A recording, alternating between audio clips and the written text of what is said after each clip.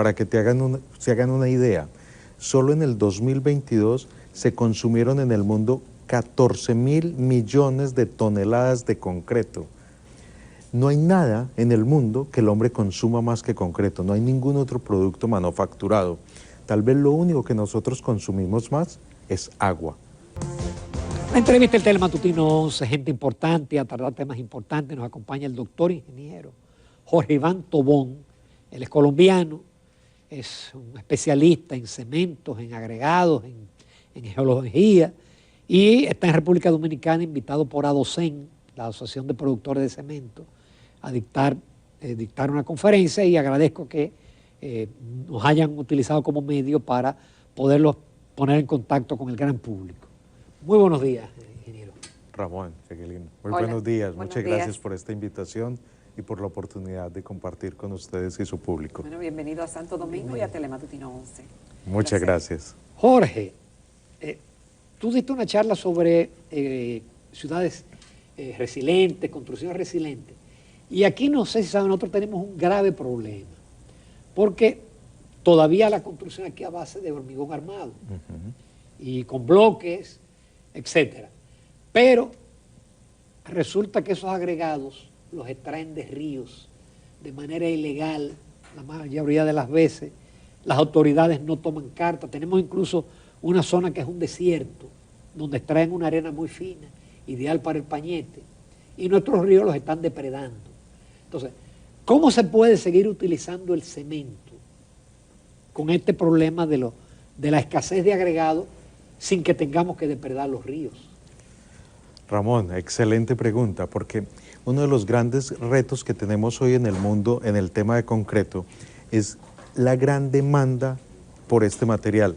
Para que se hagan una idea, solo en el 2022 se consumieron en el mundo 14.000 millones de toneladas de concreto, y el 80% de eso son las arenas y los triturados. O sea, consumimos gran cantidad de este material. No hay nada en el mundo que el hombre consuma más que concreto, no hay ningún otro producto manufacturado. Tal vez lo único que nosotros consumimos más es agua, de resto nada más. Y eso nos ha llevado a que haya una escasez mundial de agregados y triturados para el concreto. Ese problema que ustedes están viviendo, lo estamos viviendo en todo el planeta. Y lo que estamos haciendo hoy es buscando alternativas. ¿Cuáles son esas alternativas? Alternativas como utilizar residuos de otras construcciones, de otras industrias, residuos, por ejemplo, de la industria metalúrgica, residuos de la industria termoeléctrica, residuos de la industria del papel, de diferentes industrias. Traemos esos residuos a las construcciones para hacerlas más sostenibles. Incluso hoy en el mundo se está trabajando de manera importante en utilizar los mismos residuos de la construcción y la demolición para reincorporarlos en el proceso. Cuando hacemos esas explotaciones de arenas de río, arenas de desiertos, incluso en algunos países arenas de playa, tenemos una afectación ambiental muy grande, que ya es preocupante. Pero tú como ingeniero seguramente lo tienes muy claro, y es que muchos de esos materiales no son óptimos ni de condiciones ideales para ser utilizados en el concreto, especialmente en zonas como esta, que es una isla donde muchas de estas arenas, especialmente las de playa, van a tener contenidos de sales muy importantes, que son unos elementos muy agresivos para el concreto.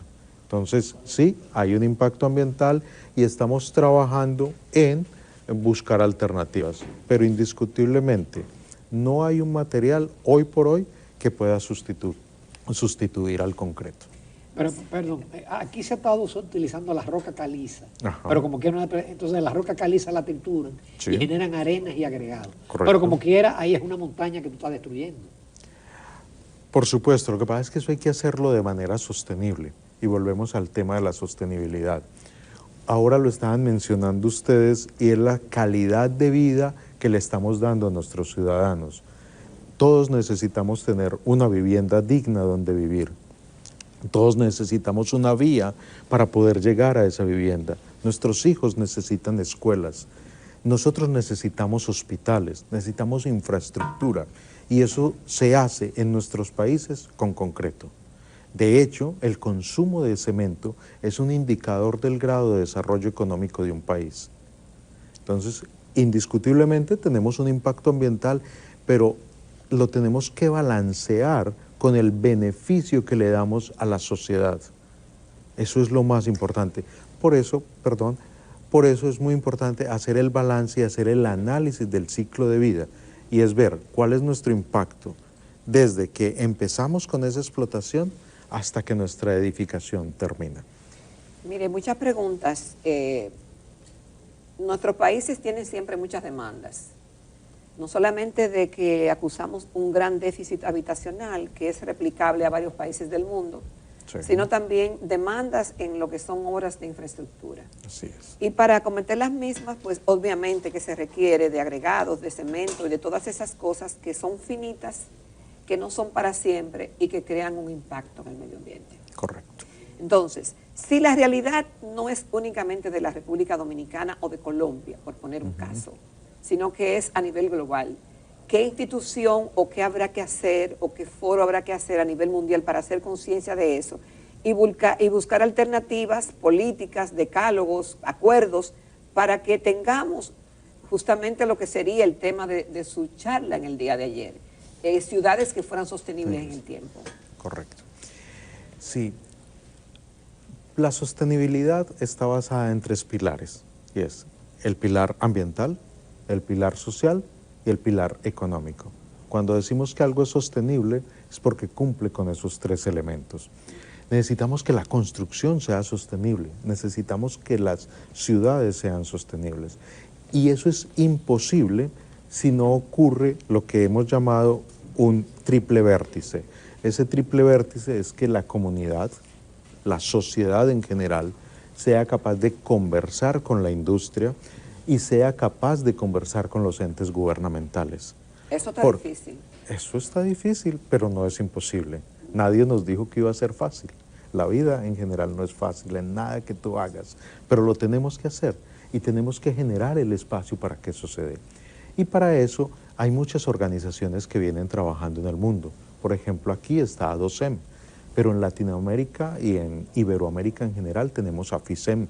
A nivel global o mundial tenemos la GCCA, por su nombre pues en inglés, que es la Asociación Global del Cemento y el Concreto, los cuales hacen hojas de ruta para garantizar la sostenibilidad de esta industria. Por ejemplo, en la GCCA nos hemos comprometido a que para el año 2050 nuestra industria será carbono neutral. Eso es un aporte muy significativo. No todos los países lo podrán hacer al mismo tiempo. Cada país va a caminar a su propia velocidad, porque cada país tiene sus propias necesidades y sus propias posibilidades. Pero, por ejemplo, ustedes aquí están comprometidos en disminuir su huella de carbono para el 2030 de una manera muy significativa.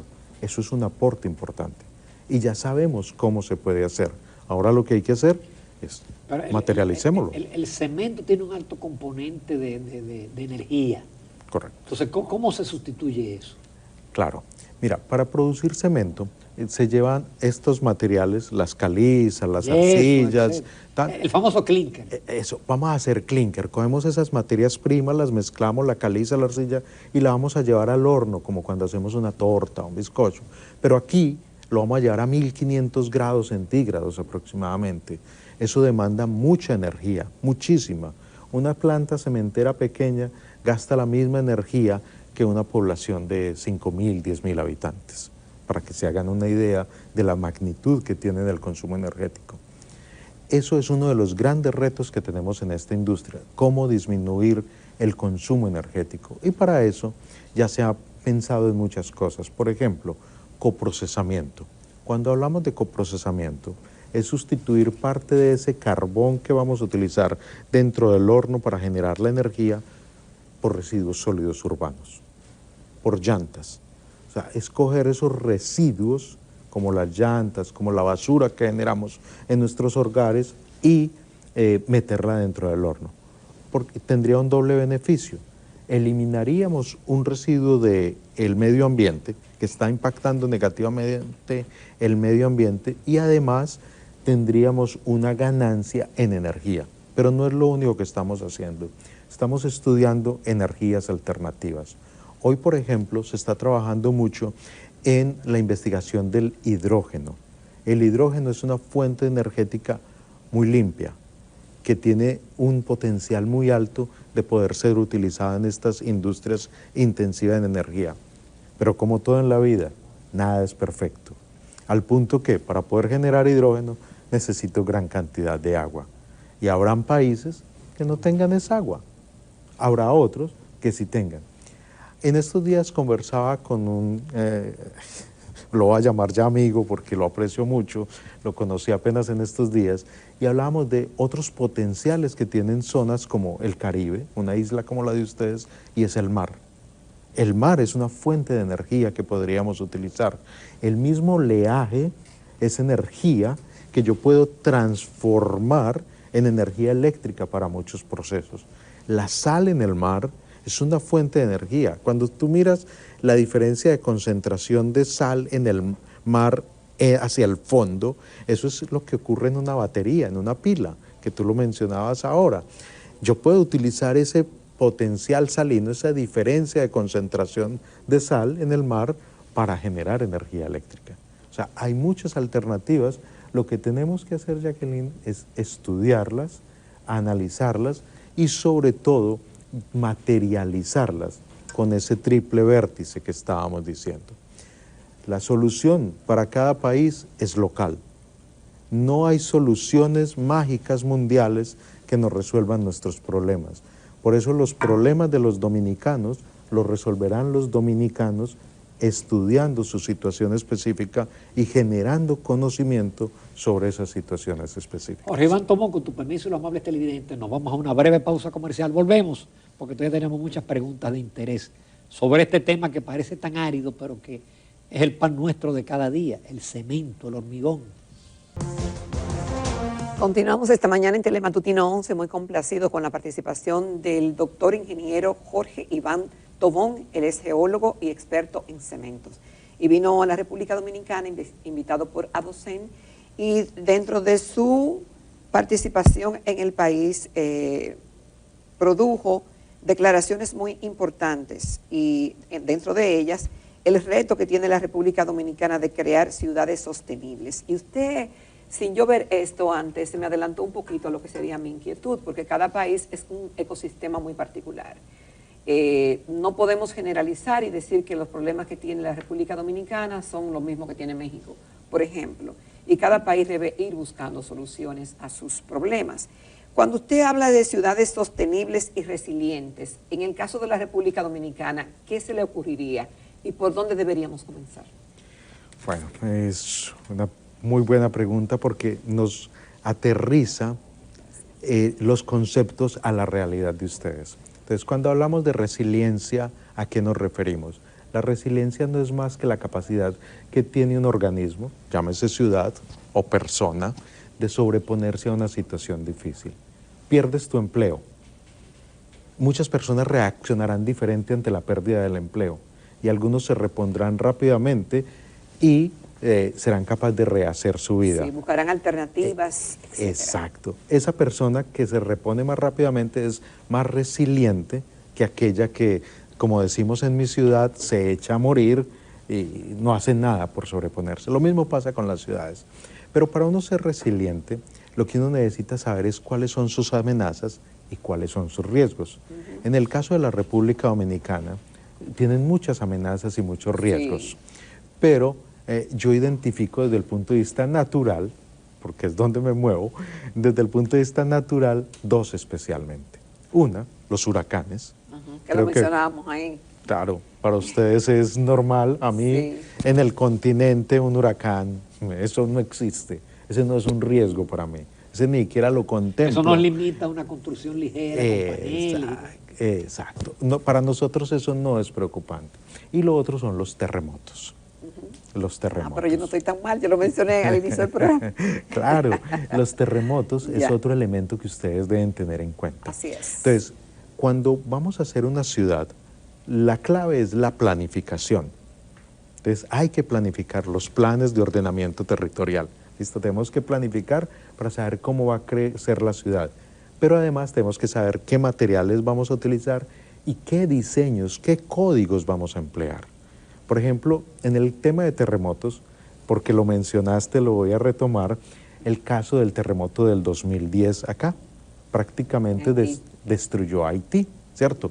Más de 200.000 muertos, si la memoria no me falla, 220.000, 250.000 muertos, que fue una tragedia. Está dentro de los 10 terremotos más dañinos en la historia de la humanidad, ese del 2010. Y fue un terremoto de magnitud alta, pero no tan alta, 7.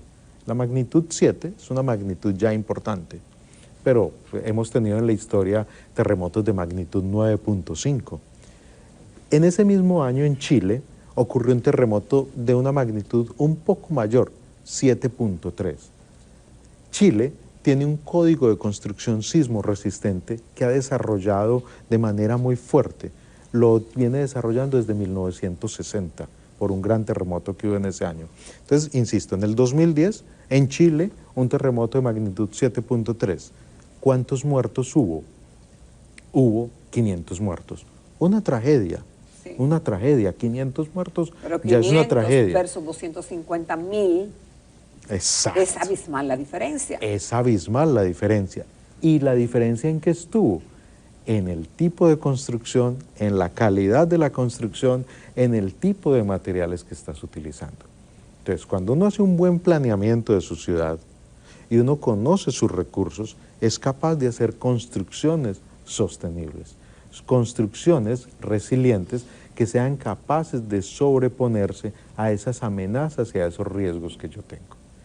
Lo mismo para el caso de los huracanes. En la conferencia que di ayer, ponía como ejemplo en el Golfo de México, seguramente lo han oído mencionar, se denominó el Castillo de Arena. El Castillo de Arena es una casa en concreto, que hay una foto que es muy diciente, donde todas las casas después de un huracán, creo que fue el huracán Mitchell, o Michelle, no sé cómo lo pronuncian, alrededor de esa casa todas están destruidas, pero esa casa prevaleció, se quedó ahí. ¿Por qué se quedó ahí? Porque fue pensada y construida para soportar un evento de esa magnitud. Es hecha en concretos, está levantada del piso para que con el huracán viene la inundación, entonces el agua pudiera pasar por debajo de la casa sin llevársela, pero además está anclada por cables al piso para que el viento no la levantara.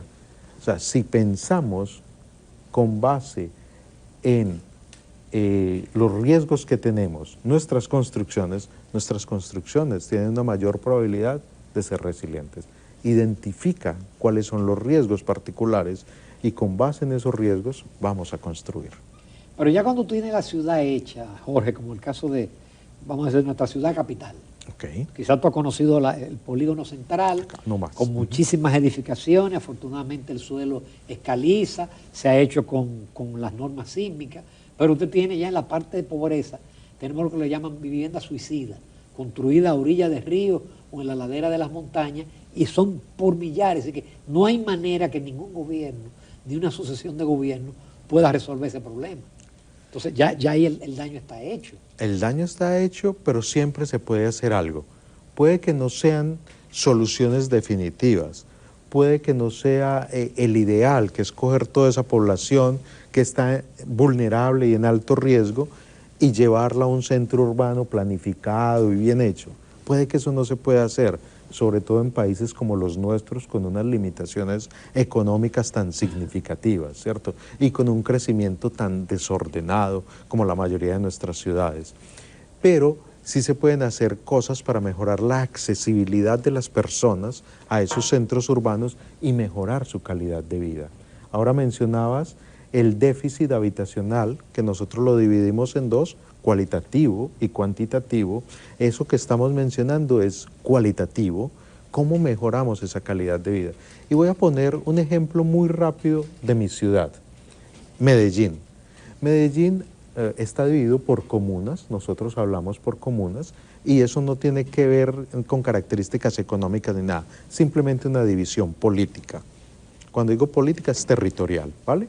Entonces, había una comuna, la Comuna 13, una comuna deprimida económicamente hablando y que tenía un tema de violencia enorme. ni nosotros, los que vivíamos en la ciudad, íbamos a esa zona porque nos daba miedo que nos atracaran o cualquier cosa. La ciudad hizo una intervención muy interesante, y es que para poder ir de donde los dejaba el bus, el autobús, a su casa, las personas tenían que subir por escaleras, por escalas. Y para una persona con movilidad reducida o una persona muy mayor era muy difícil. O para llevar tu mercado era muy difícil, 1000 escalas para subirla. Hoy se les pusieron escalas eléctricas. Entonces las personas suben en escaleras eléctricas y llegan cómodamente a su casa. Y esas escaleras eléctricas se alimentan con paneles solares para disminuir la huella de carbono. Incluso a algunas de estas viviendas se les ha puesto ya paneles solares para que tengan sus servicios básicos resueltos en temas eléctricos. Pero eso le cambia tanto la cara y la vocación a una zona de tu ciudad que hoy esa comuna en Medellín es un referente turístico. Hoy no hay un solo turista que vaya a Medellín y no vaya a las escaleras eléctricas de la comuna Teresí. Es casi que obligatorio ir a hacer ese recorrido. Entonces mira que esas intervenciones nos mejoran la calidad de vida. Muchísimos millones de dólares. Nada por el No, no fue tan alto, no fue una inversión tan significativa, pero le da otro ambiente, le da otro espíritu, le da otra posibilidad de desarrollo social y cultural a la comunidad, que es lo que necesitamos hacer. Doctor, ¿cuál parte del planeta, cuál de los continentes es que tiene más problemas en este sentido de tener viviendas inadecuadas y de hacer un mal uso del medio ambiente? No me diga que estamos en el número 1, por favor. Somos el número 2. El número 2. ¿Quién está de número 1? El número 2 de la región, ¿no? La región, Latinoamérica. Pero mira, yo lo quiero enfocar un poco distinto, y es lo que nos está pasando en nuestra región, en Latinoamérica. Latinoamérica y el Caribe. ¿Listo? Para mí eso es una sola región, ¿vale? Así es. En Latinoamérica y el Caribe nosotros no somos los principales responsables del cambio climático. Nosotros escasamente generamos cerca del 12% de los gases de efecto invernadero que están produciendo este cambio climático. Pero sí somos una de las regiones más susceptibles a vernos afectados por el cambio climático. Para que lo veamos en el caso particular de ustedes, que son una isla, supongan que por el derretimiento de los polos, el nivel del mar sube 1 metro. Si sube 1 metro solo en nuestras islas del Caribe, vamos a tener afectados a más de 1 millón de personas. El pronóstico es que va a subir 3 metros. Imagínense en una isla un muro de 3 metros de agua. Nos quedamos sin playa.